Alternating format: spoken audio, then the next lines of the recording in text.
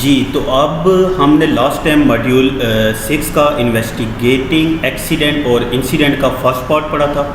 आज उसका second part है कि how do you carry out an investigation किस तरीके से करनी है। तो इन्वेस्टिगेशन करने का सबसे पहला पॉइंट है ensure the well being of the injured person. अगर इंजर्ड पर्सन को किसी भी तरह की फ़र्स्ट एड की ज़रूरत है तो उसे फ़र्स्ट एड मुहैया करके उसे हॉस्पिटल की तरफ पहुंचाया जाए। सेकंड ऑप्शन के अंदर प्रिजर्व द सीन के अंदर हम उस जगह को मुकम्मल तौर पे क्लोज़ कर देते हैं। ठीक है, इसके बाद रिपोर्ट द एक्सीडेंट है। एक्सीडेंट की रिपोर्ट करनी होती है कि सीनियर मैनेजमेंट को, इसके अलावा इन्फोर्सिंग अथॉरिटी को, इंजर्ड पर्सन की फैमिली को, ऑनर ऑफ असिस्ट को, इंश्योरेंस कंपनीज को बताना पड़ता है। ठीक है, इदारे की इंश्योरेंस और इसके अलावा एम्प्लॉयज़ की इंश्योरेंस। फिर सेफ्टी एम्प्लॉय रिप्रेजेंटेटिव को आगाह करना पड़ता है। Health and safety and human resources departments को बताना पड़ता है। अब आपके सामने एक फॉर्म है रिपोर्ट दी एक्सीडेंट में। इसमें आपको दिख रहा होगा कि सबसे पहले आपने कंपनी का नाम लिखना है, फिर डिपार्टमेंट, फिर लोकेशन, फिर आपने टाइप ऑफ इवेंट लिखना है कि इंजरी है, इल हेल्थ है या इंसिडेंट है, बचत हो गई। ठीक है, जो भी है एक पे क्लिक कर लेना है। फिर हॉर्न, नुकसान कितना हुआ, फैटल और मेजर है, सीरियस है, माइनर है या सिर्फ प्रॉपर्टी डैमेज हुई है, तो फिर इनमें से एक पे टिक कर देना। अब जो पर्सन इनमें इन्वॉल्व था इवेंट में, उसका नाम, पोजीशन, कॉन्टैक्ट नंबर और एड्रेस लिखेंगे।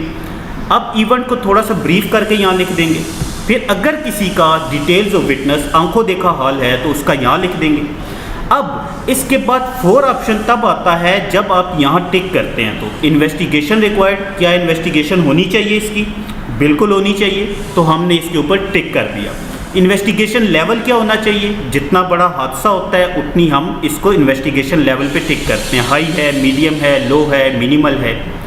फिर आगे रिडार रिपोर्टेबल, रिडार पे रिपोर्ट करना है, बिल्कुल करना है, टिक कर देते हैं।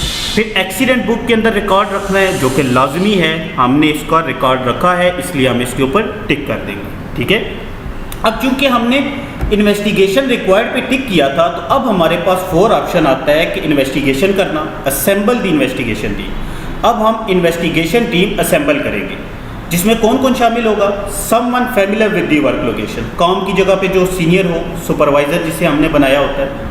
इसके अलावा सुपरवाइज़र और मैनेजर फॉर वर्क लोकेशन, जो मैनेजर हो, सीनियर मैनेजमेंट में से एक बंदा। इसके अलावा हेल्थ एंड सेफ्टी एक्सपर्ट यानी कि सेफ्टी ऑफिसर।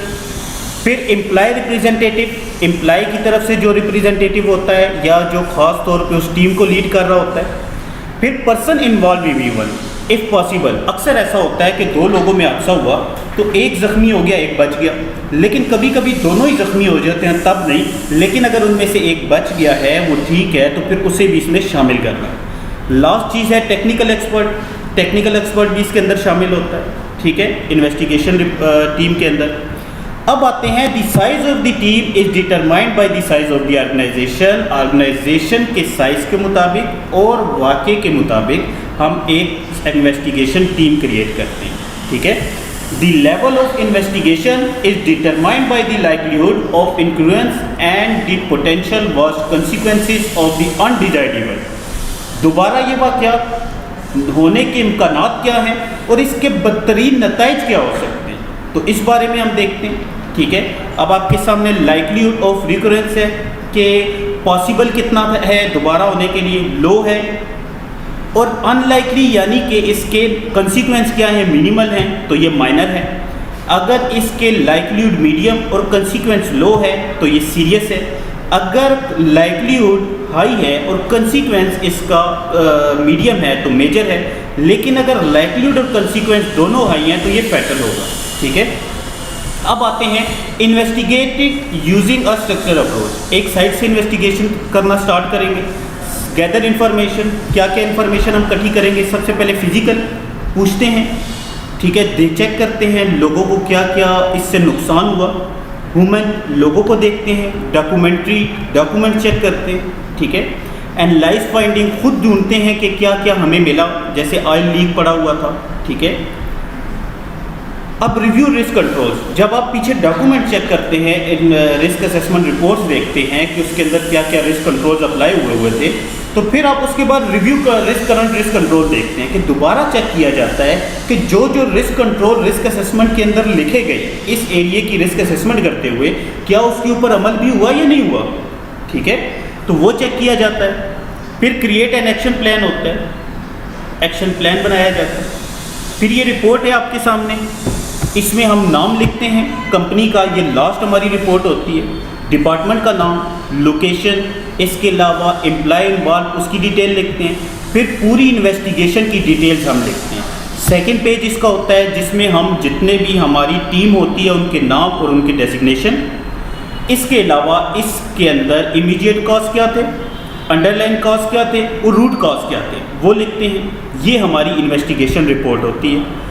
उसके बाद हैंडल एक्सटर्नल रिलेशन, अब हमें लोगों को बताना पड़ता है इस इन्वेस्टिगेशन के बारे में। किस किस को बताएंगे? इन्फोर्समेंट अथॉरिटीज़ को, पुलिस, अदलिया वगैरह को हमें बताना पड़ता है कि आखिर हुआ क्या था, आखिर किस वजह से ये वाक़या पेश आया, आखिर हेल्थ एंड सेफ्टी की खिलाफ वर्जी कैसे की गई, कैसे एक हादसा पेश आया। उसके बाद मीडिया को बताना पड़ता है, ब्रीफ करना पड़ता है कि आपके इदारे में क्यों एक वाक़या पेश आया। और लोकल रेजिडेंट्स एंड बिजनेसेस को भी बताना पड़ता है।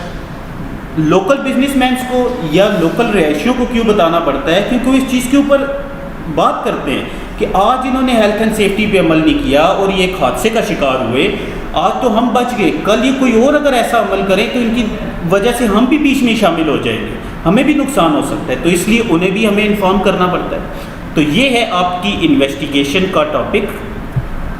अगर आपको कोई भी क्वेश्चन हो तो आप मुझसे पूछ सकते हैं।